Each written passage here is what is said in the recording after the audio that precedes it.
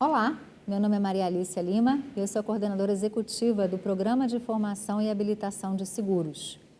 E estamos hoje conversando com alguns professores que compõem esse programa e que estão fazendo parte do nosso Insurance Talks. Nosso convidado agora é o Tiago Junqueira. Ele acabou de me presentear com um livro, Tratamento de Dados Pessoais e Discriminação Algorítmica nos Seguros. Esse é um dos temas que o Tiago vai abordar na sua aula. O Tiago, que é doutor e mestre em Direito Civil e está aqui com a gente. Tudo bem, Tiago? Seja bem-vindo. Tudo ótimo, é um prazer estar aqui hoje e estar fazendo parte desse promissor projeto da FGV Conhecimento. Obrigada. Tiago, pensando no cenário de hoje, tão atual com a pandemia, com todas as consequências que a gente tem visto, né, no mercado de forma geral, como é que você vê essa consequência para o mercado de seguros? O mercado de seguros ele foi afetado, como todos os mercados de uma forma geral, pela pandemia, mas curiosamente ele foi muito menos afetado em termos negativos. A gente vê, inclusive, em certos setores, um aumento na procura de contratação de seguros, como, por exemplo, o seguro de vida. Eu acho que a grande mudança aqui no Brasil foi que, tradicionalmente, o brasileiro não é preocupado com essa ideia de prevenção, com a ideia de futuro, de finanças. Então, diferentemente de outros países, a gente não teve grandes catástrofes aqui naturais, grandes guerras. Eu acho que a pandemia foi o primeiro evento que, de fato, trouxe esse senso de urgência para o consumidor em termos de uma proteção em momentos difíceis. E aí vem um aumento na demanda da contratação de seguros e, como consequência, da atuação do consumidor também. Então, com esse aumento de demanda e o aumento de atuação do corretor, como você colocou, qual seria a principal orientação que nós precisaríamos dar aos corretores para eles tratarem nesse novo mercado? Então, o corretor ele tem que primeiro ter um conhecimento profundo do produto que ele está vendendo, né? De como que o consumidor ele deseja contratar, quais tipos de coberturas que seriam as melhores coberturas para esse tipo de consumidor e saber também que eventualmente o consumidor que está procurando, por exemplo, um seguro de vida, ele pode ter interesse também no seguro residencial, então fazer uma carteira de seguros que ajude esse consumidor no dia a dia deles. Acho que esse é o grande valor do corretor de seguros. E você acredita que os corretores que já se habilitaram e que já têm um conhecimento, né, do mercado, possam se atualizar, devam se atualizar? Eu diria que eles necessariamente têm que se atualizar, porque a gente está vivendo um período de grandes mudanças sociais, como a gente comentou a respeito da pandemia, tecnológicas também, então o corretor tem que estar atento em quais tipos de tecnologia ele pode utilizar no seu dia a dia, para justamente focar o seu trabalho em atender o cliente e não perder tempo ali com questões burocráticas, e também mudanças regulatórias. A SUSEP vem atuando de forma muito robusta em termos de novos atos regulatórios. Então, o corretor, mais do que ninguém, eu diria, tem que estar muito atento para essas mudanças e estar estudando essa matéria. E na atuação dos corretores que agora estão tendo a oportunidade de se habilitar ou de estudar pela FGV, o que você destacaria que pode ser um grande ganho para eles nessa preparação?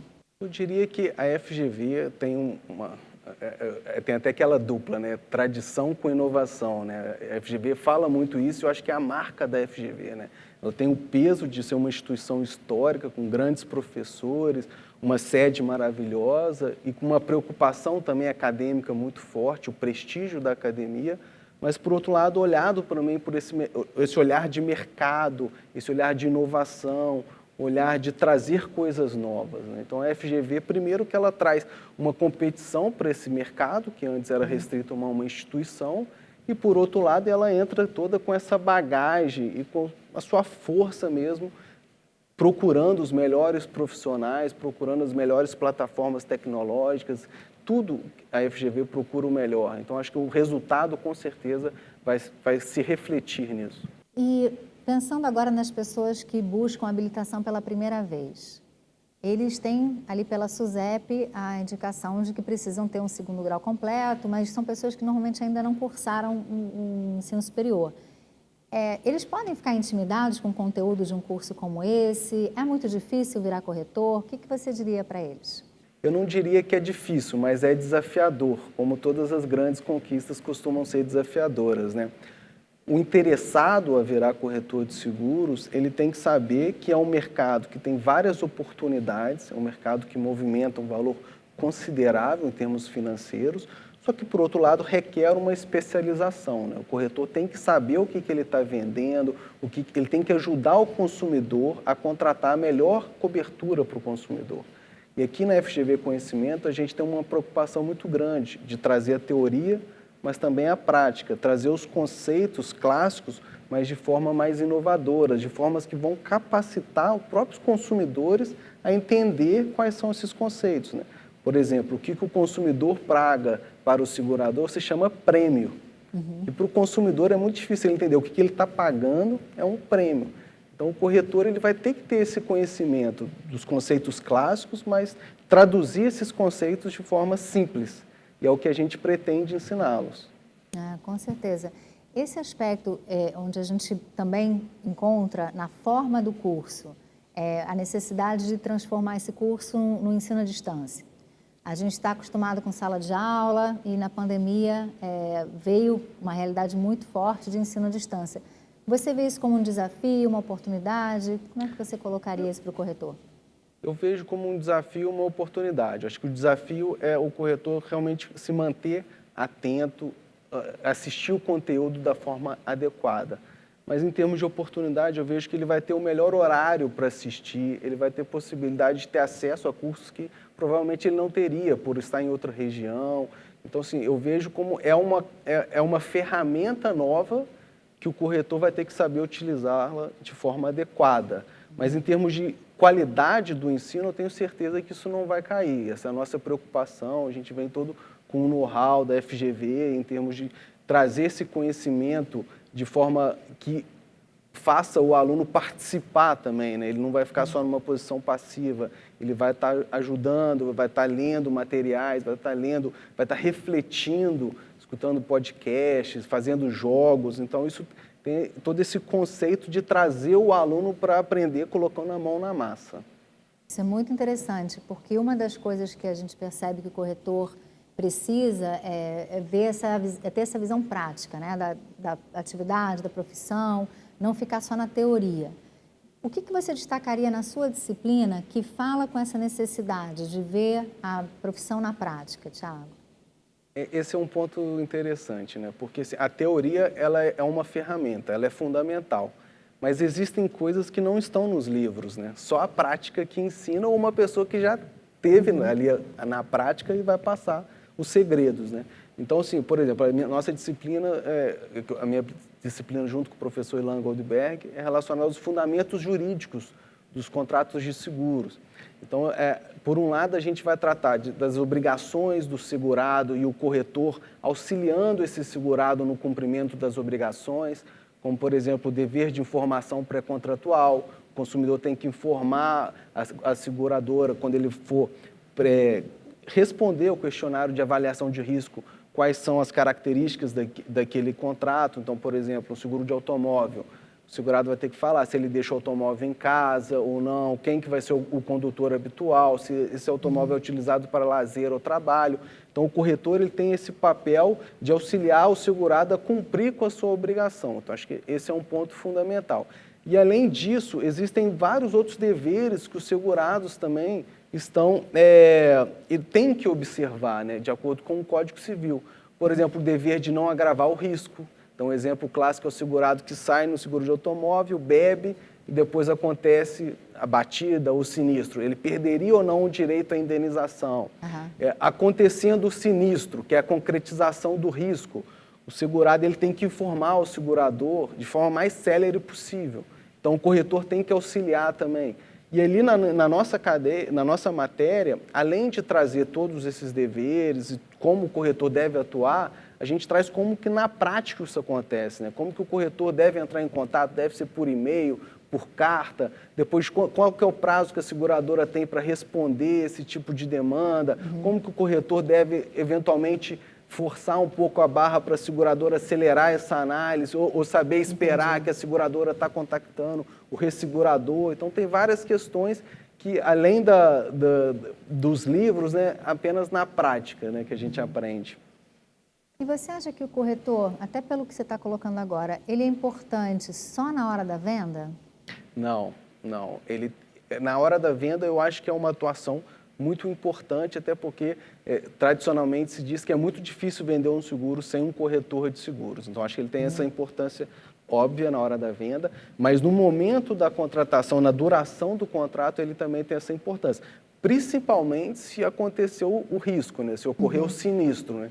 Que aí o corretor vai ser fundamental para tranquilizar o segurado, para informar para o segurado que tipos de documentos ele vai ter que dar para a seguradora, como que o segurado vai ter que informar o que aconteceu naquele caso concreto, informar para a seguradora os detalhes de como ocorreu aquele sinistro. Então, o corretor ele tem essa importância também ao longo da contratação, inclusive no final da contratação, né, para ver se o segurado gostaria ou não de renovar aquele contrato, eventualmente oferecer um contrato mais benéfico para o segurado com uma outra seguradora, outras modalidades de seguros.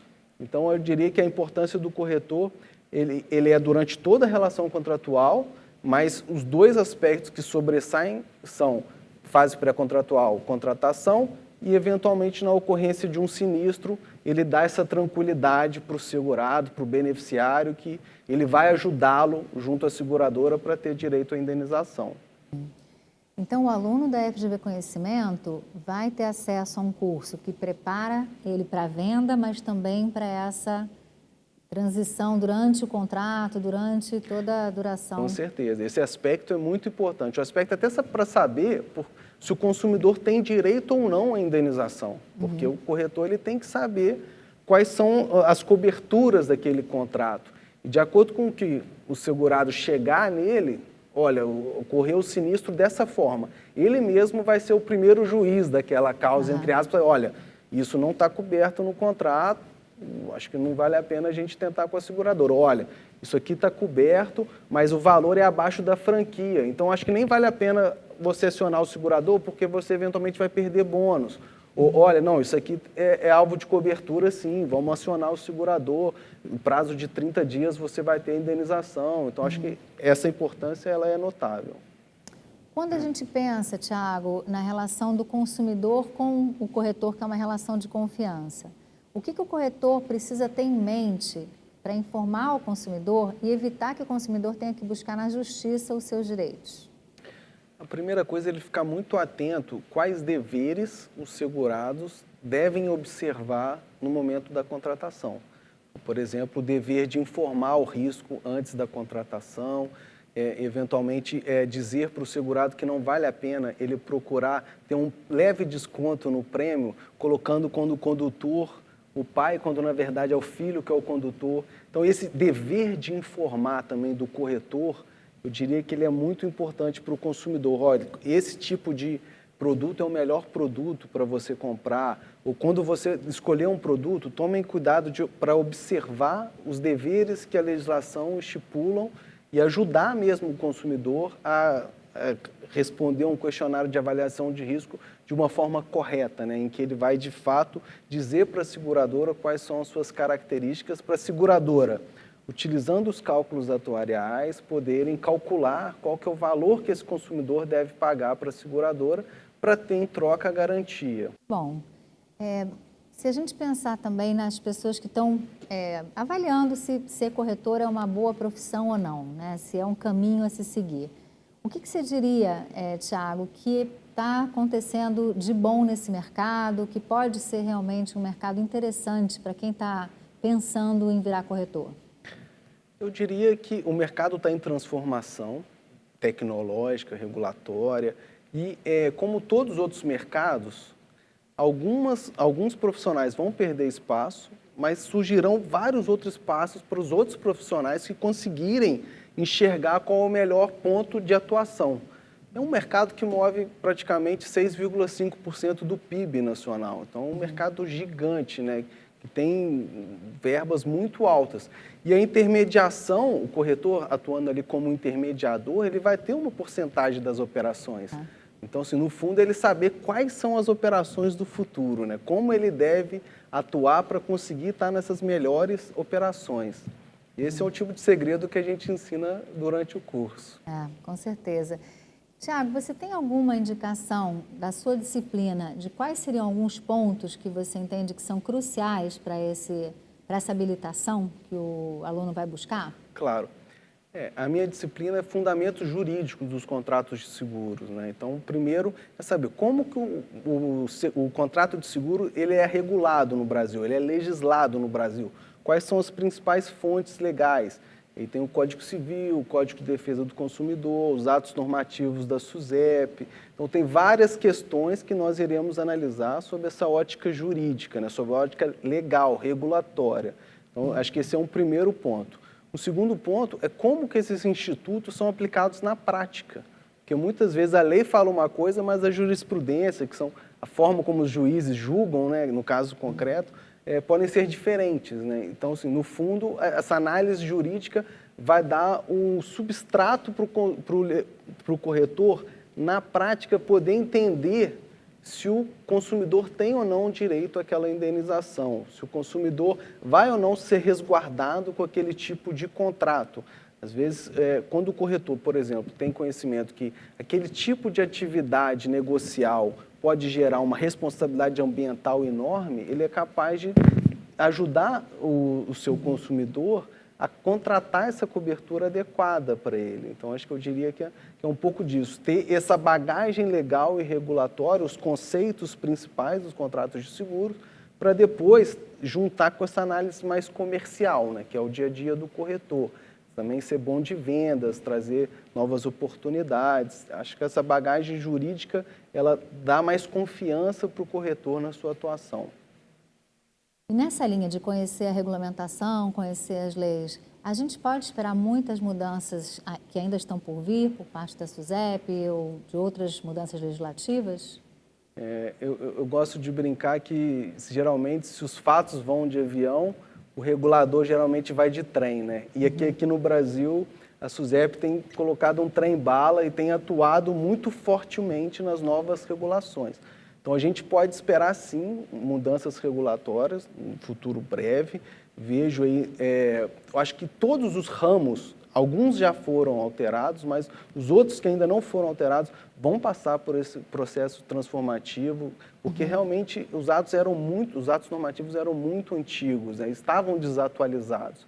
E a Solange Paiva, que eu também brinco que ela está se inspirando em JK, né? Está fazendo aí 40 anos em 4, ela vem procurando modernizar todos os setores dos seguros, né? Então, eu vislumbro, sim, novas mudanças regulatórias e vislumbro um papel importante do corretor para ajudar nessas consultas públicas também, né? Ajudar a própria SUSEP a melhor regular as seguradoras. Quando a gente vê os números da SUSEP em relação à quantidade de corretores habilitados, a gente percebe que existe uma concentração muito grande em São Paulo e no Rio.